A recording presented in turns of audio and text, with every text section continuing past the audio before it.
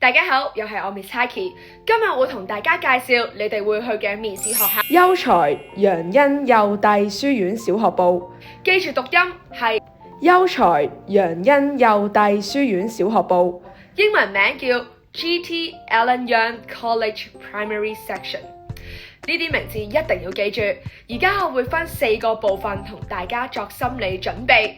第一個部分係中英文真實考字語文題，老師會攞個 iPad 出嚟 ，iPad 入邊會彈啲字詞，或者會俾一個生字表小朋友，亦即係你哋睇10分鐘，之後就會收咗佢，然後叫你哋讀俾佢聽，或者要串字㗎。好啦，我哋嚟中文試下先。我而家會俾啲字詞大家大大聲讀俾 Miss Haki 聽。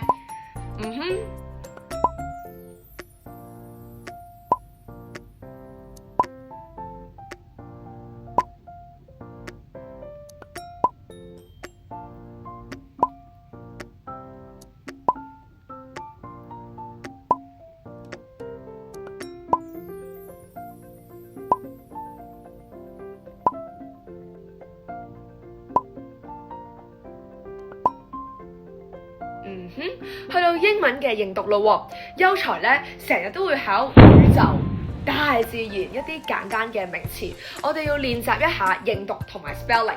我哋又嚟啦，大家準備好未啊？第一個係 sun 太陽，第二個係 moon 月亮，第三個係 earth 地球，仲有 tree ball fish。Rainbow、eat 同埋 sing， 俾啲高難度嘅字大家好唔好啊？如果你都想挑戰嘅話，就一齊嚟試下啦。呢一個字點讀呢？呢一個字又點讀呢？連住就會係 Thank you monster， 非常之搞笑，係咪啊？好啦，我哋上堂嘅時候呢，都玩過呢一個遊戲嘅，叫做重組句子。老師呢就會攞啲字卡出嚟啦，打亂佢，要求你用手指指俾佢睇邊個先，或者攞 iPad 出嚟，叫你去排正確嘅順序答案。大家記得要用 Miss Haki 俾你哋嘅字詞庫去練習。大家答我啊，如果我咁樣排，啱唔啱呢？好似唔係好啱喎。正確答案應該係我們一起去公園坐摩天輪。冇錯，大家非常之厲害。我哋去到第二個部分 ，iPad 用數學、用邏輯、用常識考大家。老師咧會遞一部 iPad 俾你，記住老師冇叫你喐手攞筆，冇叫你去掂個 mon， 我哋掂唔掂啊？唔掂，同大家講過啦，雙手得2個動作嘅啫，係乜都冇嘢嘅時候，2隻手搭埋，或者雙手放大髀，等講完規則，聽完指令，先輕輕用隻手指點，唔好心急，唔好粗魯，唔好咁樣俾我啊吓！佢會考你啲咩呢？佢會考你數字揾規律啊，例如14、16、18，大家答我下一個數字係乜嘢？係20。各位叻仔叻女，不如我哋試下啲難啲嘅咯喎，睇下識唔識先。聽住咯喎，5、10、15、20，下一個應該係乜嘢呢？答案係25。既然大家都咁厲害，老師可能咧會俾一張1至50嘅數字表大家。中間咧就會畫空幾個數字或者圖8幾個數字，要你揾出嚟。你有冇信心做到呢？我相信你做得到㗎。好啦，我哋玩完數字，不如玩下錢咯喎。聽住題目，答我答案咯喎。一張10蚊紙幣加一張2蚊硬幣加一個1蚊硬幣，我想請問，而家呢一度合共有幾多錢？合共即係加定係減啊？係加，正確答案你要答成句答，合共有13蚊。完整句子喺呢度提下大家，我哋上堂玩過㗎，8蚊可以點樣砌呢？可以係5、2、1， 5蚊硬幣、2蚊硬幣加1蚊硬幣，9蚊點樣砌？5、2、2、5蚊、2蚊、2蚊。大面值講緊係大過20蚊就要睇紙幣，細過20蚊就要用硬幣。記住毫子係金色，唔好當20蚊、10蚊俾人用。你哋成日都錯，成日都俾呢啲我啊嚇！仲有機會問大家平均分配嘅概念，睇下大家答唔答到我先。台上面有9個蘋果，噔噔噔噔噔噔噔，而家呢要平均分俾3個人。請問每個人可以分到幾多個蘋果呢？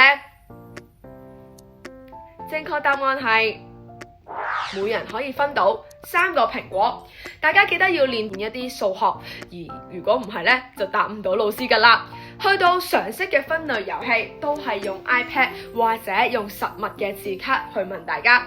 每幅圖我俾3秒大家，話俾我聽呢啲係咩嚟㗎？首先有呢個係蘋果，仲有呢個係西蘭花，仲有呢個係炸薯條，仲有呢個係可樂，仲有呢個係糖果，最後仲有俾咁多食物，大家要幫老師分成一類 healthy food 健康食物，另一類 junk food 垃圾食物。咁究竟邊啲係健康，邊啲係垃圾呢？